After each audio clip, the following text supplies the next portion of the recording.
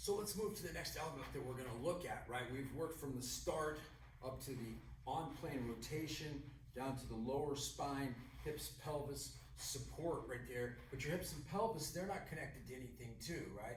So now we got to work down to the ground, okay? And so now you get down to the ground and you got to say, okay, well, how is the player using the ground? You know, are they allowing their weight to get too far to the outside? They're allowing too much weight to get forward or back, right? Because you basically have this. You got 2 feet, and then you work up from your feet, 2 ankles, 2 knees. You got 2 feet here, trying to balance 2 hips turning like this, trying to balance this swinging.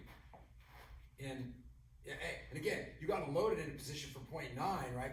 But the truth will come out. What? You know, when you accelerate, right? I mean, we call it the downswing. I don't call it the downswing. I call it the what? Go as fast as you can swing. Hit the gas. Do you have balance? Can you get the club in the right spot?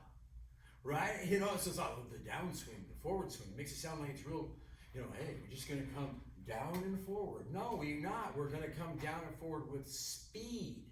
Speed, okay? So we have to pay careful attention to how are you using the ground to support the hips and pelvis, right? Because, you know, if I see, you know, I mean, are you a heel lifter? You know, do you want to lift up the heel? Do you want to slide over to the right? You know, do you want to fall to the left? Do you want to pull your weight back too deep into your heels so you don't have enough pressure in the right spot, right? So we have to take and examine your footwork, right? So let's just go back, and we're going to give one little tip to this. We go totally in depth on this, you know, in my online courses in there. You can study this much more in depth, okay? But for this video, we're going to come here. So we know this side was coming where? Down and in. We know this has to come where? Down and in. So where should the pressure be coming?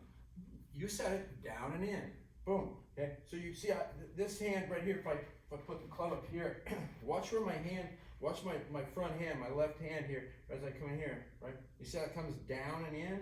And then this side will be coming up and away. So I got a lot of pressure right here on the down and inside part of my foot. And then on the other side of my foot, I got what? I got a lot of pressure, okay, on the back and upside of it, okay? So you know, it's my pressure on my feet, my feet started here, my pressure went to here, my hips went to here, my shoulders went to here, right? Because everything is turning, if this is turning down and in, it needs support down and in, it needs support down and in.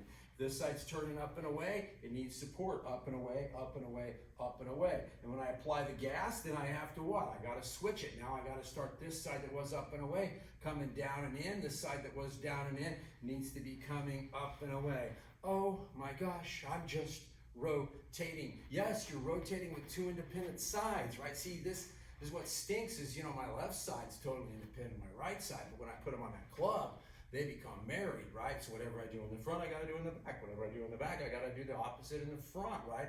And that has to be balanced, right? And so that's why we're understanding those elements. So now we've pretty much covered the whole inside part of the machine, right? We got the start, we got the upper on-plane rotation, okay? We got the lower hip support, and now we just finished up the trail, or excuse me, the foot, you know, the foot action here, okay? And then now we're going to start to jump to the outside in the next element, and we're going to start talking about your trail, arm, elbow, and wrist.